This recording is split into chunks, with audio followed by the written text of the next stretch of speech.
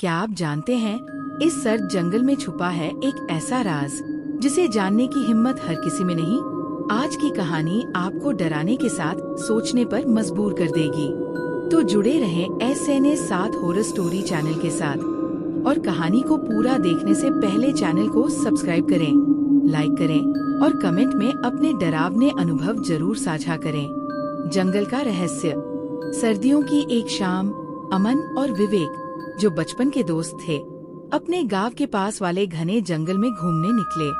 बर्फ की हल्की परत जंगल के फर्श को ढक चुकी थी और सूरज के ढलते ही जंगल में अजीब सी खामोशी छा गई थी।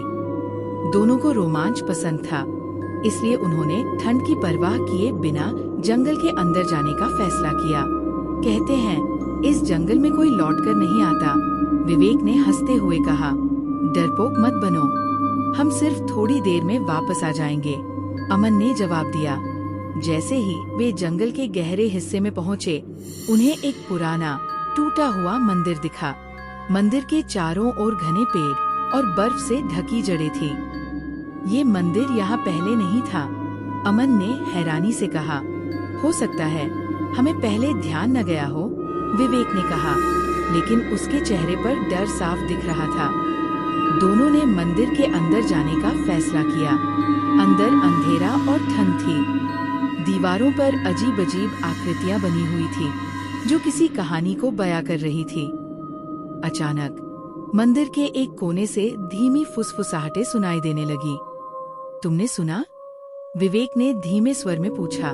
अमन ने सिर हिलाया, लेकिन उसने खुद को शांत रखने की कोशिश की। कोई हवा होगी, उसने कहा। जैसे ही वे आगे बढ़े, मंदिर के बीचों बीच एक पत्थर की मूर्ति दिखी। मूर्ति किसी साधु की थी, लेकिन उसकी आंखें बहुत ही भयानक और चमकती हुई लग रही थी। विवेक ने मूर्ति को छूने की कोशिश की, तभी मंदिर की फर्श कांपने लगी। विवेक, पीछे हटो, अमन चिल्लाया, लेकिन तब तक बहुत देर हो चुकी थी। मूर्ति के पास एक गहरा गड्ढा खुल गया और विवेक उसमें गिरने लगा। अमन ने उसका हाथ पकड़ने की कोशिश की, लेकिन गड्ढे से ठंडी बर्फीली हवा निकली और अमन के हाथ सुन्न हो गए। अमन, मुझे बचाओ, विवेक की आवाज गूंज रही थी। अमन ने पूरी ताकत लगाई, लेकिन जैसे ही उसने विवेक को खींचने की कोशिश की, गड्ढे से निकलती काली परछाई ने उसे पीछे धकेल दिया। विवेक की चीखें अचानक थम गईं और गड्ढा गायब हो गया। अमन हक्का बक्का रह गया। मंदिर में फिर से सन्नाटा छा गया था। विवेक का कोई नामोनिशान नहीं था। अमन जैसे तैसे बाहर निकला और गांव पहुंचा। उसने पूरी कहानी बताई, लेकिन कोई उसकी बात पर यकीन नहीं कर पाया।